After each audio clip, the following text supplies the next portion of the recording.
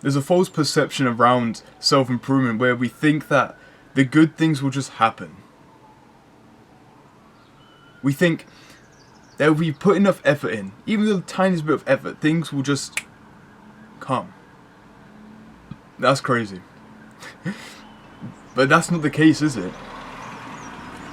We need to understand, simply, that the bad will always come before the good. There's always going to be poison before you find the gold.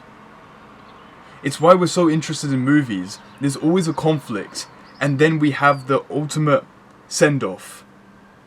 The happy ending. The positives. We need to have the conflict happen. Because that's only when we can respect the person at the end, because they've been through conflict. Lots of people try to convince themselves that if they put this little bit of effort, it's more than what they were doing before, so they're eventually going to get their goals. Because as much as it's not a bad thing for it to get praise saying, you need to just do a little bit of work, step by step by step, people get that confused with, okay, I'm just going to do a little bit more than I was doing before, and continue at that standard for the rest of my life. No. You have to start small, but then slowly stack up those smalls to eventually get to your big goal. You can't stay stagnant just because you're doing a bit more effort than you were doing before.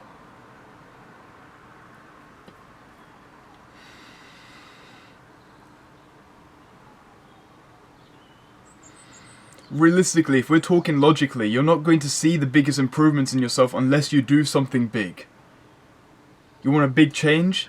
You got to do something big. You got to work big. You working small, you'll see small changes. And then people get confused why that happens. But I think the main point when it comes to making these big changes is that if you want a big change, you have to put big work. And with the big work comes big poison, comes big effort, comes big difficulties. Which is why when people see small changes in their lives and they say, oh, I want bigger changes, the only reason you're seeing small changes is because you're only dealing with small poisons, small difficulties. The people who are making the biggest progress, they're dealing with the big difficulties. They're mental. They're dealing with their trauma. They're dealing with their physique, their food, the work that they don't want to do. The small changes aren't going to make a difference. You have to put the work in to make those big differences. And yes, small changes can add up to big differences, but you need to have that fuck this moment. You can't be happy with where you are. Remember, the poison will always come before you get the send-off, before you get the satisfaction, before you get that utility. You have to have poison. And it's up to you whether you're willing to take it or not. And if not, then you can sit on the side and watch everyone else move forward. You can sit in the audience instead of playing the game. But if you want to play the game, you have to take the poison. It's like a little... You know when they enter people into tribes? It's so random. I just thought about how fucking random that was to bring that in. You know how they enter people into tribes? Where they have like an initiation. They'll like fucking carve your hand or some shit. Or make you eat some forbidden fruit. To see if you live. Or without some witchcraft stuff. But essentially that's what you have to do if you want to make big differences in yourself when it comes to self-improvement. Take that poison. And eventually you'll come across the antidote.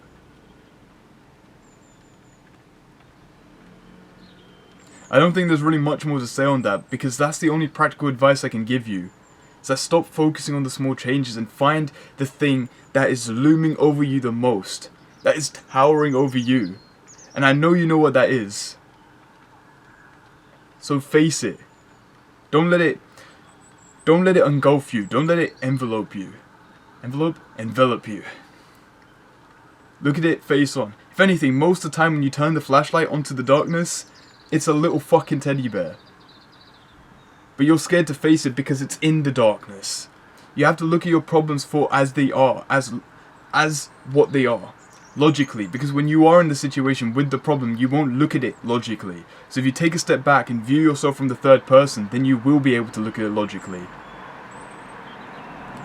And that's kind of all there is to say to it. So take the advice that I give you. Genuinely, take it. And maybe you don't think it's enough to take it from me because I've got a small channel, small views. Why does that fucking matter? Why do these metrics matter? Focus on the advice that I'm giving you. From someone who's been through situations like this, who's been put in the place that he wants to be because he's put through the effort, because he ate the fucking poison. He's telling you to do a certain thing, then take the advice. I know there's a lot of advice out there, but I'm telling you that the stuff that I tell you will work because I've put myself in the fucking place that I want to be. And it will help you. You just have to sit down and listen and stop listening to these fucking metrics of the YouTube algorithm. If I hit the algorithm in the right place, this would have like 100,000 more views. Just because it has low views doesn't mean that you don't listen to what I say. Take the advice and apply it, and you will see a difference.